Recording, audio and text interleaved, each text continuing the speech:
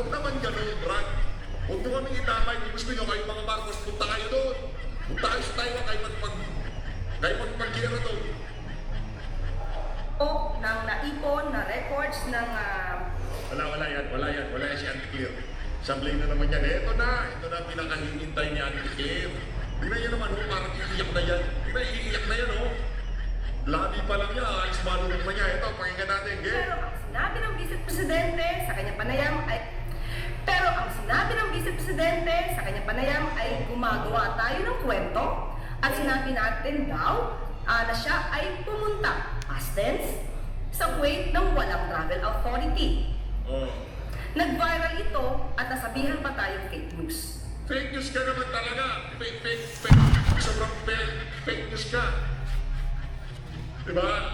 Ang fake news mo. Iyan ang naratibo ng iba pang mga sumusuporta sa kanya. Kaya inalam natin kung bakit naging source na naman. Hoy, kahit si Jollibee, iuwi nyo na yung mascot nyo. Ang tagal na sa Malacanang nito. Sumobra ng pagbibida-bida nito. Hiniram mo ng Malacanang nyo sa Jollibee. Yan, hindi kita niya kumakanta siya para sa si Jollibee, nakakulit pa. Ganyan pa siya, natawa. Sabi ko ba, anong ginagawa ni Jollibee dito? Sumama pa siya dyan. Hoy, kahit si Jollibee, iuwi nyo na yung mascot nyo, nagkakanta sa Malacanang. Tignan yun, nagkulay pa. Yung sa kakao, nakarin yan Naman ang fake news ang Vice Presidente. Dahil inedit pala ang video na tinutukoy niya at pinalabas na ang aking sinabi ay pumunta siya sa Kuwait nang walang inihain na request para sa travel of The scheme or this series of schemes, alam naman natin kung sino yung mga taong behind that, mga politiko yan. At yung iba sa kanila dyan, nandiyan sa Kongreso.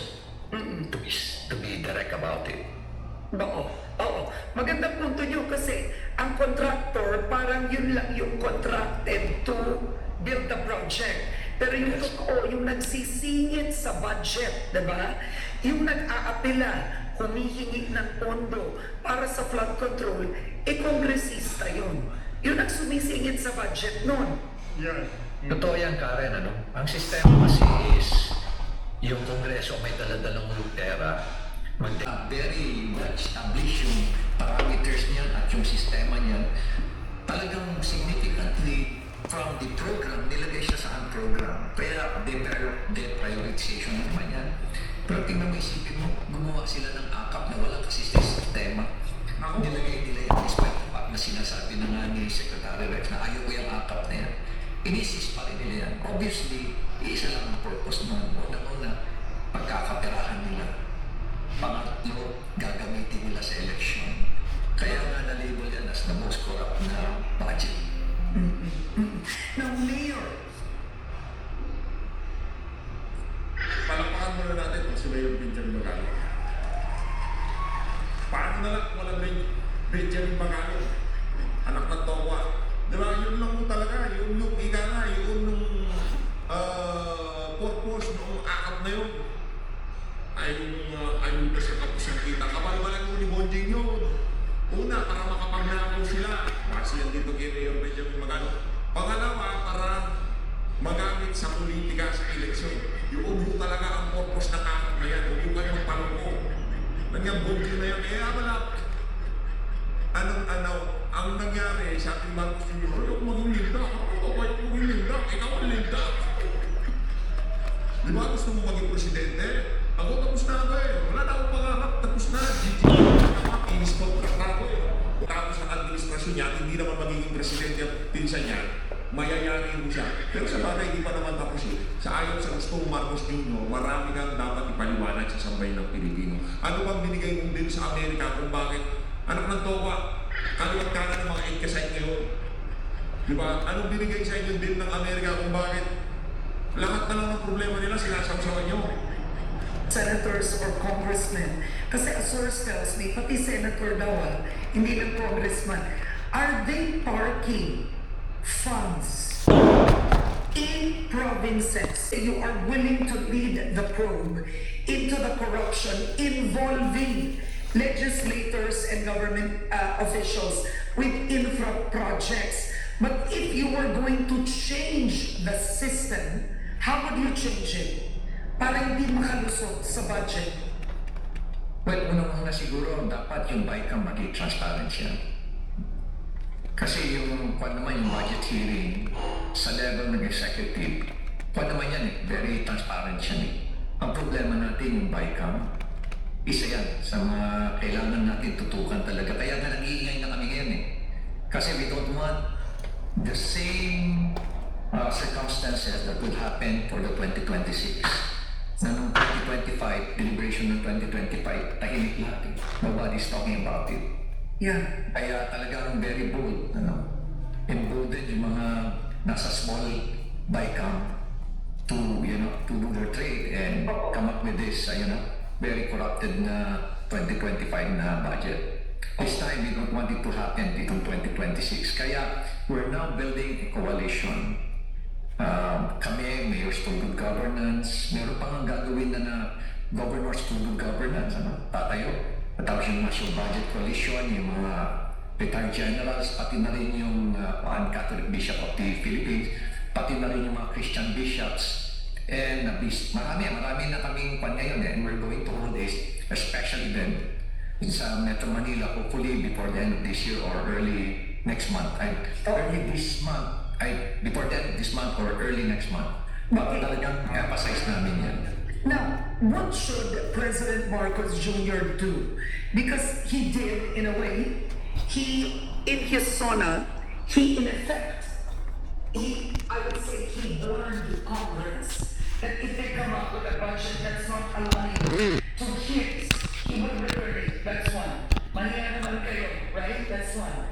Number two, he comes up with this report, but he talks about the contractors. But at the end of the day, the corruption, the alleged corruption, really started in the House, where his relative is the Speaker. It's the Speaker who is controlling the budget. So what do you make of this? Is the President being two-faced? Is he being weak? What should he do more? At the end of the day, galing naman ito sa mababang kapalunan, kamag-anak niya ang nagpasa ng budget na to sa mababang katulungan. Well, yan ang nakakalungkot, pero parang nakakalungkot siya na for the past 3 years tahimik ng ating presidente. Pero siguro nakita niya na he has to leave a legacy. And that's the opportunity is for the next 3 years. Siguro naisip na rin niya talagang, someone is bringing down my administration single-handedly. Kaya siguro gumalaw na siya, hindi lang niya medyo madiretso, pero I've been hearing words, I've been hearing information or getting information na talagang galit na rin siya. Nagkakaroon na rin ng mga confrontation. Kaya siguro naisip na niya na he came up with this strongly worded message na mahiya kayo during the SONA para makauhan na silang lahat. And at the same time, siguro pinakamaganda niya gawin niya kasi with all this information coming in, all these leads, maraming leads yan it's about time siguro na Presidente will have to designate a lead investigator. Tuloy-tuloy na.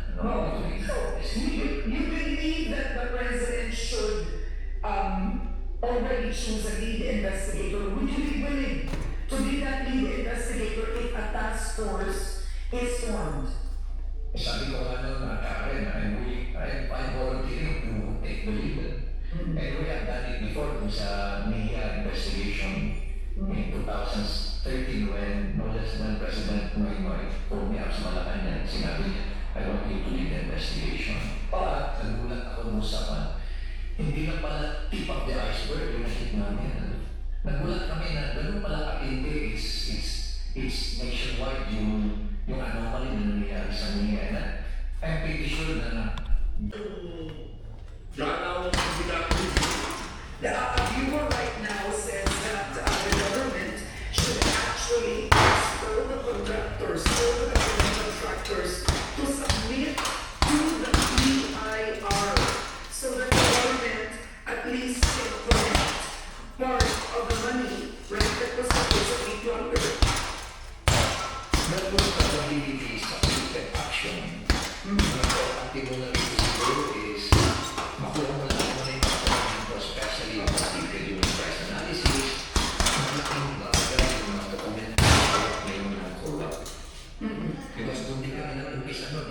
Oo. Pero alam mo, if you're the lead investigator at hindi mo makompel yung ibang agency na mag-submit sa'yo, yun ang challenge. Kasi noon talaga nahirapan kami noon during the initial phase of our investigation doon sa may anomalies. Kaya manghingi pa ako ng additional na authority na talagang i-compel yung mga ahensya na isubmit sa amin yung kanilang mga dokumento. Kasi doon lang makikita mo na agad doon yung mga kalokohan doon. Oo. Actually, isa rin kayo. Actually, nauna kayo. You expose yung kalokohan ng pagbibigay ng ayuda. So, I wanted to ask you about this. So, yung Representative Toby Tiangco saying that I will quote, pagsumama ka sa bagong Pilipinas Servisyo Fair ni Speaker Marco Romualdez, yung ka pagbibigyan ng 777.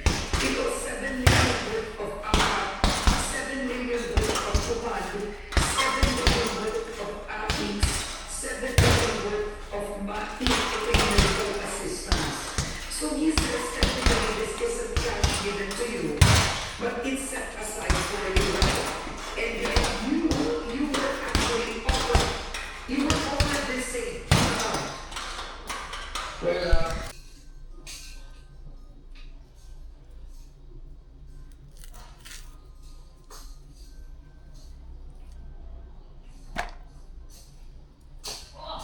Wow! Wow! Wow! Wow. Wow, wow.